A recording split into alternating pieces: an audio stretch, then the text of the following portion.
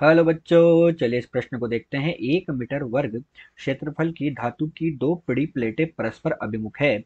वे परस्पर 5 सेंटीमीटर दूरी पर है तथा उनके भीतरी पृष्ठों पर बराबर तथा विपरीत आवेश है। प्लेटों के बीच विद्युत क्षेत्र की तीव्रता किनारों के प्रभाव को छोड़ने पर 55 न्यूटन प्रति कूलाम है। प्लेटों पर विद्युत आवेश ज्ञात कीजिए। तो बच्चों यहाँ पर हमारे पास धातु की दो बड़ी प्लेटें हैं जो एक दूसरे के अभिमुख है, अर्थात एक दूसरे के समांतर रखी गई है। उनके भीतरी पृष्ठों पर बराबर तथा हमारे पास कौन सा विपरीत आवेश यहाँ पर दिया गया है।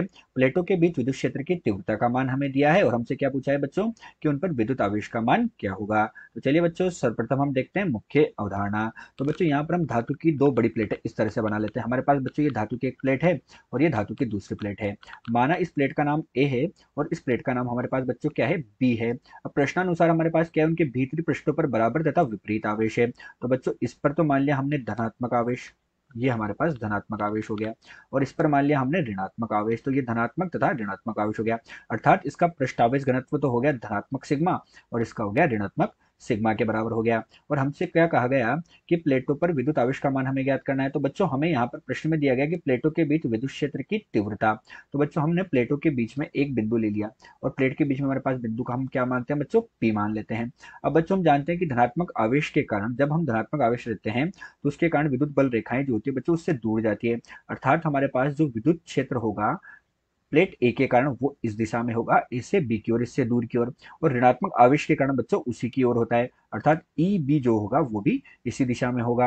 अर्थात बच्चों हम क्या कहेंगे कि बिंदु पी पर, अर्थात बिंदु पी बोल सकते हैं या प्लेटों के बीच में, है ना, बिंदु पी पर विद्युत क्षेत्र की तीव्रता, विद्युत क्षेत्र की तीव्रता। तो बच्चों हमारे पास बिंदु पी पर विद्युत क्षेत्र की तीव्रता जो होगी ई, वो किसके बराबर हो जाएगी बच्चों, ई ए धन ई बी के बराबर हो जाएगी, क्योंकि दोनों हमारे पास बच्चों एक ही दिशा में लग रहे हैं। अब बच्चों हम यहाँ पर देखते हैं कि प्लेट ए जो है उस प्लेट ए के कारण विद्युत क्षेत्र कितना होगा। तो बच्चों प्लेट ए के कारण बच्चों जो हमारे पास विद्युत क्षेत्र की तीव्रता होगी वो ई ए होगी। और वो किसके बराबर होती है बच्चों, सिग्मा बटे दो एप्सिलॉन नोट के बराबर होती है।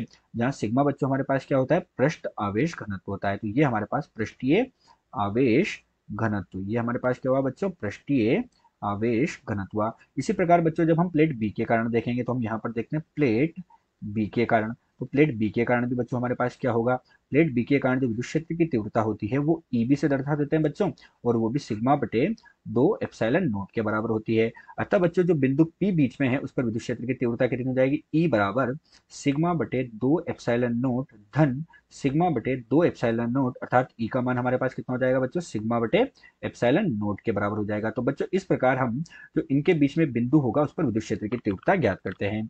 यही हमारे पास इस प्रश्न की मुख्य उदाहरण है। तो चलिए बच्चों अब हम देखते हैं कि हमें प्रश्न में क्या दिया गया। तो बच्चों हमें प्रश्न में दिया है